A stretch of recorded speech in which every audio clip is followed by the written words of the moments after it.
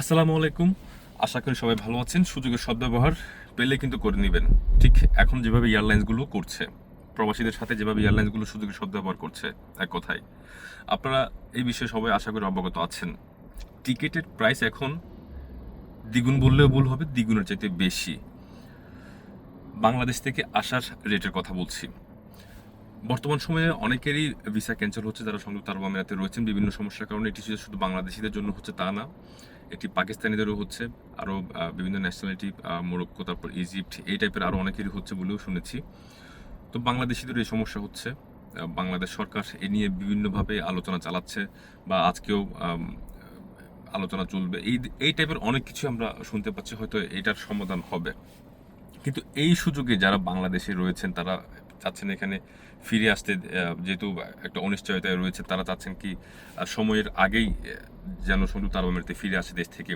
কিন্তু এই সুযোগে যারা এয়ারলাইন্সগুলো রয়েছে এখানে, এই এয়ারলাইন্স গুলো আসলে এমনভাবে ভাড়া বাড়িয়ে দিয়েছে যা বলার বাইরে।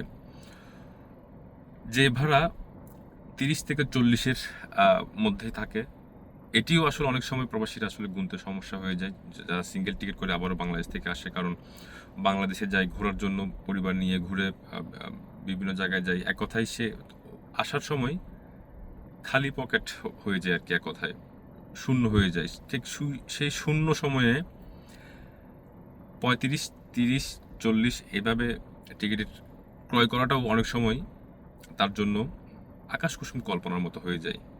আর ওই স্থানে এখন, বা ওই জায়গাতে এখন সেই টিকিটের প্রাইস ডবল বললেও ভুল হবে, প্রায় 1 লাখের উপরে গুনতে হচ্ছে টাকার পরিমাণ অনুযায়ী। যে এই বিষয়গুলো আসলে মনে হয় যে দেখার কেউ নেই। প্রবাসীদের এই সমস্যাগুলো মানে সুযোগ পেলেই প্রবাসীদের কাছ থেকে এভাবে টাকা আদায় করতে হবে।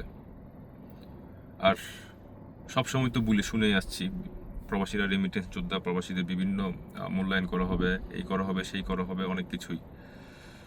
কিন্তু ঠিকই দেখা যাচ্ছে সুযোগ পেলেই প্রবাসীদের সাথে সৎ ব্যবহারটা করতে কেউই ভুলেন না। আর বর্তমান যে সমস্যাটা, আশা করছি এবং প্রত্যাশা করছি বাংলাদেশ সরকার কূটনৈতিকভাবে সেই যে সমস্যাটা চলছে সেটি সমাধানের চেষ্টা করবেন। এবং সেটি সমাধান যদি না হয়, একসময় হয়তো বা বাংলাদেশের যে রেমিটেন্স এখন যাচ্ছে সেই রেমিটেন্সের যাওয়ার পরিমাণটাও কমে যাবে এবং অনেকেই আসলে বেকার হয়ে পড়বে। তো সবার কাছে অনুরোধ,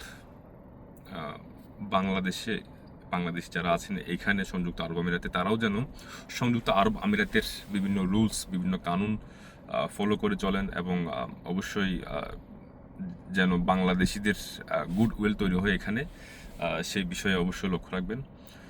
ভালো থাকবেন, সুস্থ থাকবেন। আসসালামু আলাইকুম।